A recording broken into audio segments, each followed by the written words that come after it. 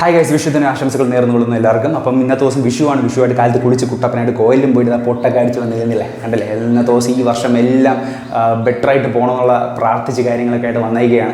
അപ്പം ഇന്നത്തെ ദിവസം പ്രത്യേകം എന്ന് വെച്ച് കഴിഞ്ഞാൽ വിഷു ആണെങ്കിൽ വിഷുവിൻ്റെ മെയിൻ പ്രത്യേകം എന്ന് വെച്ചാൽ കൈനീട്ടമാണ് ഗൈസ്. കൈനീട്ടം എന്ന് വെച്ച് കഴിഞ്ഞാൽ നമുക്ക് വീട്ടിൽ നിന്നും കിട്ടും, അതുപോലെ തന്നെ റിലേറ്റീവിൻ്റെ നിന്ന് കിട്ടും, അതുപോലെ തന്നെ നാട്ടുകാരുടെ നിന്ന് കിട്ടും. നാട്ടുകാരുടെ നിന്ന് കിട്ടില്ല ഗൈസ്, നാട്ടുകാരിൽ നിന്ന് കിട്ടുന്നത് കൈനീട്ടമായിരിക്കില്ല, അവരെ നിന്ന് കൈ ഊക്കായിരിക്കും നമ്മളതിന് കിട്ടുന്നത് നാട്ടുകാരായിരുന്നു. അപ്പം നമുക്ക് വീട്ടുകാരെയും റിലേറ്റീവിനും മാത്രം പ്രതീക്ഷിച്ചാൽ മതി. മാത്രമല്ല നമുക്ക് അഡീഷണൽ ഒരു സ്ഥലം കൂടി ഉണ്ട്, കോവിലിൽ നിന്ന് കൈനീട്ടം കിട്ടുന്നത്. അങ്ങനെ നമ്മൾ എല്ലാ ദിവസവും നിങ്ങൾ വീട്ടിൽ നിന്നും റിലേറ്റീവിൽ നിന്ന് കൈനീട്ടം വാങ്ങിക്കുന്നതിന് പുറമെ ഫസ്റ്റ് നിങ്ങൾ കോവിലിൽ പോയി കൈനീട്ടം വാങ്ങിക്കുക. അങ്ങനെ ഞാൻ ഇന്ന് പോയി കോവിലിൽ പോയിട്ട് കൈനീട്ടം വാങ്ങിച്ചിട്ടുണ്ട്. നമ്മൾ എല്ലാ ഇത് പറഞ്ഞ വർഷങ്ങളിൽ ഞാൻ പോയി കൈനീട്ടം വാങ്ങിക്കാറുണ്ട് കോവിലിൽ നിന്ന്.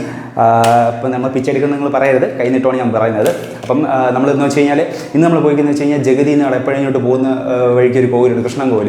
അപ്പോൾ അവിടെയാണ് പോയി കൈനീട്ടം വാങ്ങിച്ചേക്കുന്നത്. ഇതിൻ്റെ ഈ കൈനീട്ടിൻ്റെ പ്രത്യേകത ഞാൻ പറഞ്ഞുതരാം. കാരണം എന്ന് വെച്ച് കഴിഞ്ഞാൽ മുമ്പത്തെ കൈനീട്ടം എന്ന് വെച്ച് കഴിഞ്ഞാൽ നമ്മൾ അവിടെ പോകുമ്പോഴത്തേക്കും പോറ്റുമാർ നമ്മൾ കയ്യിൽ ഒരു 5 രൂപ അല്ലെങ്കിൽ 1 രൂപ നമുക്ക് തന്നു വിടും. അപ്പം നമ്മളത് നമ്മളെ മൈൻഡ് എങ്ങനെ ചെയ്യുന്നത് വെച്ച് കഴിഞ്ഞാൽ നമ്മളെ പൈസ വാങ്ങിച്ച് പേഴ്സിനകത്തോ ഇല്ലാന്നുണ്ടെങ്കിൽ നമ്മളെ വീട്ടിൽ വന്നിട്ട് അലമാരിക്കകത്ത് നമ്മൾ ഇടും. അതാണ് നമ്മൾ പ്രത്യേകത നമ്മൾ ചെയ്യാൻ ഉദ്ദേശിക്കുന്നത്.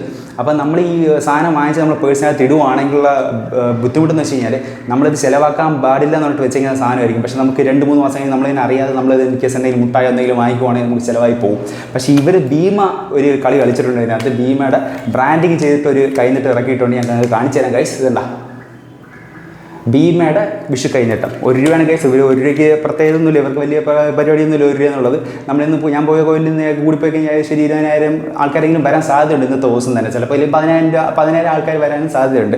അപ്പോൾ അവർക്ക് 10,000 20,000 ഇതൊക്കെ വലിയ കാര്യമൊന്നും അല്ല.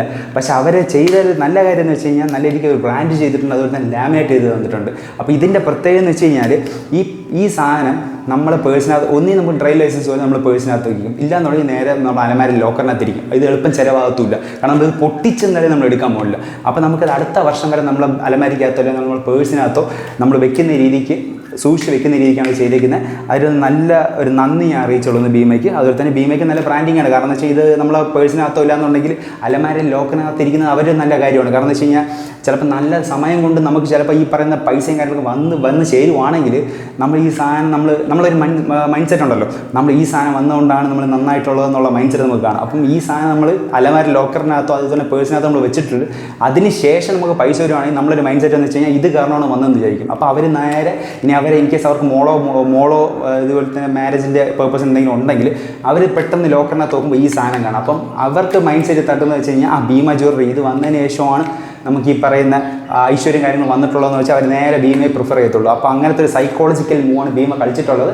എങ്കിലും നല്ല രീതിക്ക് അവർ തന്നെ ചെയ്തിട്ടുണ്ട്.